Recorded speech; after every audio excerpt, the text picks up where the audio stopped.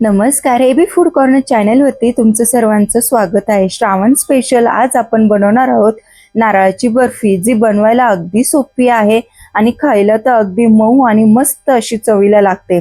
आणि सगळ्यात खास गोष्ट म्हणजे ही भरपूर दिवस टिकते आणि तिला कसलाही वास लागत नाही अशी ही बर्फी तयार होते. त्यासाठी लागणारे साहित्य: 2 चमचे साजूक तूप, 2 कप ओल्या नारळाचा चव, 1 कप साखर, 1/4 कप दुधाची साय, 1/4 कप मिल्क पावडर, थोडीशी वेलची पूड, थोडेसे गुलाबाच्या पाकळ्या आणि बारीक कट केलेले पिस्ता.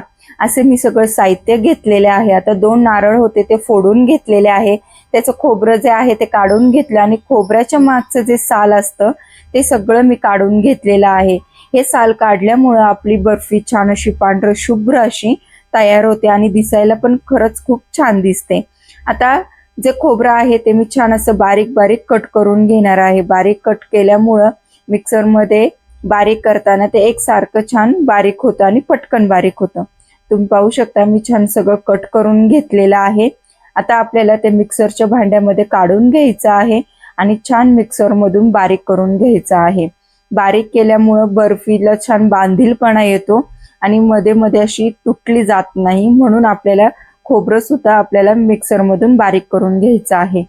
आणि साल काढल्यामुळे पांढरं शुभ्र असं नारळाचा चव आपला तयार झालेला आहे. तुम्ही पाहू शकता. आता आपल्याला बर्फी तयार करायची आहे. त्यासाठी मंद आचेवरती आधी मी कढई ठेवली आहे. कढई घेताना ही जाड बुडाची आणि छान अशी मोठी कढई घ्यायची आहे, जेणेकरून आपल्याला ते हलवायला त्रास होणार नाही आणि जाड घेतल्यामुळं खाली लागायची भीती राहत नाही. अशी मी जाड कढई मंद आचेवरती ठेवली. त्यामध्ये 2 चमचे साजूक तूप घातलेलं आहे आणि 2 कप ओल्या नारळाचा चव मी घेतलेला आहे. आता ओल्या नारळाचा चव आपल्याला सतत हलवत 5 ते 6 मिनिटं काय करायचं आहे, आधी भाजून घ्यायचं आहे आणि मंद आचेवरती भाजायचं आहे. भाजल्यामुळं काय होतं, त्याच्यातलं जे मॉइश्चर असतं, जे पाणी असतं ते असं निघून जातं आणि आपला जो नारळाचा चव आहे तो छान असा कोरडा कोरडा व्हायला सुरुवात होते. आणि कोरडा झाल्यामुळं आणि छान मंद आचेवरती तो सतत हलवत भाजल्यामुळं जास्त दिवस आपली बर्फी टिकायला मदत होते, कारण पाण्याचा अंश त्यामधला निघून जातो. तुम्ही पाहू शकता सतत हलवत मी तो कोरडा करून घेतलेला आहे. आता त्यामध्ये आपल्याला 1 कप साखर घ्यायची आहे. मी 2 कप ओल्या नारळाचा चव घेतलेला आहे, त्यासाठी 1 कप साखर घेतलेली आहे. तुम्हाला गोडवा कमी हवा असेल तर थोडीशी कमी साखर घेतली तरी चालेल आणि जास्तच गोड हवं असेल तर 2-3 चमचे साखर वाढवली तरी चालेल, पण 2 कपाला 1 कप साखर एवढं प्रमाण बरोबर आहे. आता ती साखर टाकून घेतली, छान मिक्स करून घ्यायची आहे आणि सतत हलवत आपल्याला साखर चांगली वितळून घ्यायची आहे, त्याचं पाणी करून घ्यायचं आहे. तुम्ही पाहू शकता छान साखर मिक्स झालेली आहे, तिचा असं ओलसरपणा त्या खोबऱ्याला आलेला आहे. आता त्यामध्ये आपल्याला 1/4 कप दुधाची साय टाकून घ्यायची आहे. दुधाची साय टाकली की ती आपल्याला हलवून घ्यायची आणि पूर्णपणे त्या नारळाच्या चवमध्ये जे आहे त्याच्यामध्ये पूर्ण मिक्स झाली पाहिजे. छान अशी सगळ्या प्रकारे मिक्स झाली तर मग आपल्याला पुढची प्रोसेस करायची आहे. तोपर्यंत सतत हलवत घ्यायचं आहे. साधारणतः 5 ते 6 मिनिटांमध्ये ती मिक्स होते, छान अशी त्याच्यामध्ये मुरली जाते. आता दुधाची साय छान आपली मिक्स झालेली आहे त्याच्यामध्ये आणि थोडंसं त्याला पहा असा क्रीमी स्ट्रक्चर आल्यासारखंच झालेलं आहे. आता इथून पुढे जी प्रोसेस करू ती सगळ्यात मेन प्रोसेस आपली आहे. आता मी 1/4 कप मिल्क पावडर घेतलेली आहे. तर ही मिल्क पावडर आधी मंद आचेवरती आपल्याला पूर्ण मिक्स होईपर्यंत हलवून घ्यायची आहे. मिल्क पावडर टाकल्यानंतर आपल्याला टायमिंग मोजायचं आहे. आता आधी मिक्स करून घेतली मंद आचेवरती. मिक्स झाल्यानंतर मी आच मध्यम केलेली आहे आणि मध्यम आचेवरती ते थोडंसं कोरडं होईपर्यंत मी सतत हलवत साधारणतः 5 मिनिटं सतत हलवत ते कोरडं करून घेतलं. आता ते घट्टसर व्हायला लागलेलं आहे सारण. आता आपण काय करायचं, त्यावेळेस मंद आच करून घ्यायची आहे आणि जवळजवळ मिल्क पावडर टाकल्यानंतर 5 ते 6 मिनिटं मी सतत हलवत घेतलेलं आहे आणि 7व्या आणि 8व्या मिनिटाला मी ते चेक करायला घेतलेलं आहे एका डिशमध्ये थोडंसं सारण, जेणेकरून आपलं सारणाचा गोळा तयार होतो की नाही.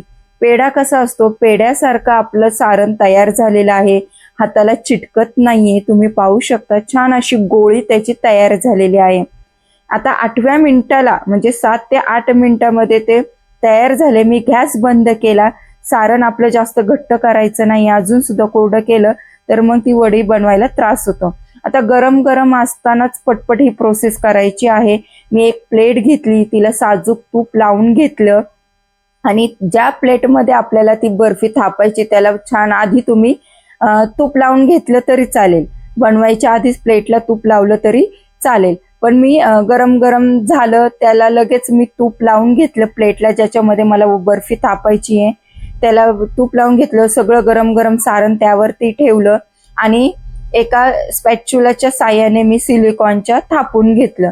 जर तो तुमच्याकडे नसेल तर तुम्ही एक वाटी घ्या, त्या वाटीला तूप लावा आणि वाटीच्या साह्याने ते दाबून घ्या. त्यावरती मी गरम गरम असतानाच थोडेसे पिस्ता आणि गुलाबाच्या पाकळ्या टाकून घेतल्या. त्या पण छान अशा सगळ्या दाबून घ्यायच्या आहेत. सगळं दाबून बसलं की 10 मिनिटं आपल्याला ते थंड करायला ठेवायचं आहे. आणि 10 मिनिटांनी थंड झालं की हात चेक करायचा, असं थंड जरापणा त्याला आलेला असेल तेव्हा आपल्याला सुरीच्या साह्याने बर्फीचे कट मारायचे आहेत. मी आता चौकोनी आकारामध्ये कट देणार आहे. तुम्हाला जर डायमंड शेपमध्ये हवी असेल तर डायमंड शेपमध्ये तुम्ही कापली तरी चालेल. मी आता 10 मिनिटं झाले, आता कट दिलेले आहेत. छान असे मी चौकोनी आकारचे बर्फीचे कट दिलेले आहेत. आता बर्फी थापताना सुद्धा थोडी जाडसर थापली जाईल अशी बघायचं आहे.